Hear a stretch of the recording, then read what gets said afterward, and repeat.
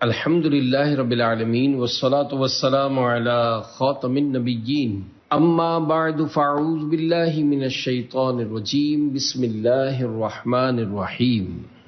وَمِنْهُمْ أُمِّيُّونَ لَا يَعْلَمُونَ الْكِتَابَ إِلَّا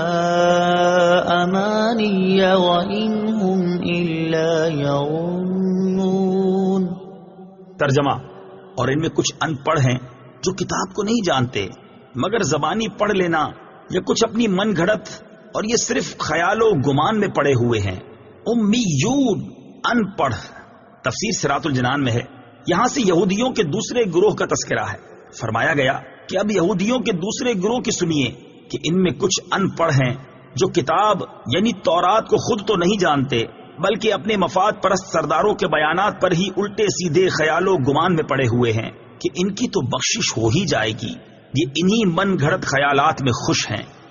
فَوَيْلٌ لِّلَّذِينَ يَكْتُبُونَ الْكِتَابَ بِأَيْدِيهِمْ ثُمَّ يَقُولُونَ هَذَا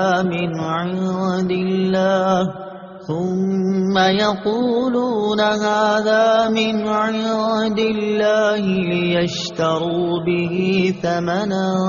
قَلِيلًا فَوَيْلٌ لَّهُم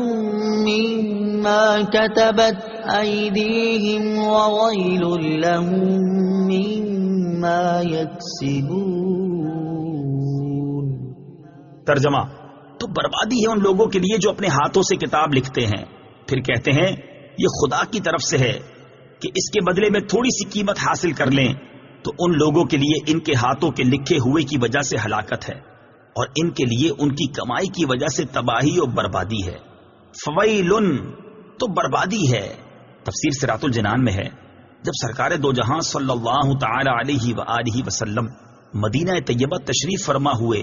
تو علماء توریت اور سرداران یہود کو کبھی اندیشہ ہو گیا کہ ان کی روزی جاتی رہے گی اور سرداری مٹ جائے گی، کیونکہ توریت میں حضور پرنور صلی اللہ تعالی علیہ وآلہ وسلم کا حلیہ اور اوصاف مذکور ہیں۔ جب لوگ حضور اقدس صلی اللہ تعالی علیہ وآلہ وسلم کو اس کے مطابق پائیں گے تو فوراً ایمان لے آئیں گے اور اپنے علماء اور سرداروں کو چھوڑ دیں گے۔ اس اندیشے سے انہوں نے توریت میں تحریف و تغییر کر ڈالی اور حلیہ شریف بدل دیا۔ مثلا توریت میں آپ علیہ الصلوۃ والسلام کے اوصاف یہ لکھے تھے کہ آپ علیہ الصلوۃ والسلام خوبصورت ہیں، بال خوبصورت، آنکھیں سرمگی، قد درمیانہ ہے۔ اس کو مٹا کر انہوں نے یہ بتایا کہ وہ بہت دراز قد ہیں، آنکھیں کنجی نیلی، بال الجھے ہوئے ہیں۔ یہی عوام کو سناتے،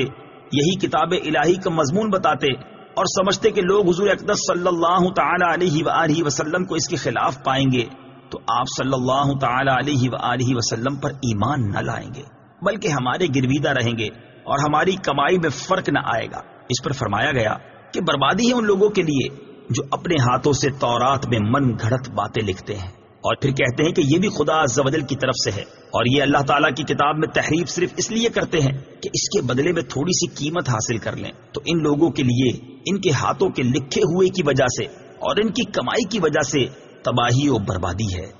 وَقَالُوا لَن تَمَسَّنَا النَّارُ إِلَّا أَيَّامًا مَّعْدُودَةً قُلْ أَتَّخَذْتُمْ عِندَ اللَّهِ عَهْدًا فَلَن يُخْلِفَ اللَّهُ عَهْدَهُ أَمْ تَقُولُونَ عَلَى اللَّهِ مَا لَا تَعْلَمُونَ۔ ترجمہ: اور بولے ہمیں تو آگ ہرگز نہ چھوئے گی مگر گنتی کے چند دن۔ اے حبیب تم فرما دو کیا تم نے خدا سے کوئی وعدہ لیا ہوا ہے؟ اگر ایسا ہے پھر تو اللہ عز و جل ہرگز وعدہ خلافی نہیں کرے گا، بلکہ تم اللہ پر وہ بات کہہ رہے ہو جس کا تمہیں علم نہیں۔ لن تمسنا النار، ہمیں تو ہرگز آگ نہ چھوئے گی۔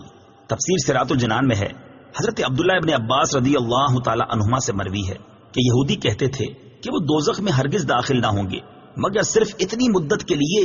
جتنے عرصے ان کے آباء و اجداد نے بچھڑے کو پوجا تھا، اس کے بعد وہ عذاب سے چھوٹ جائیں گے اور وہ مدت 40 دن ہے،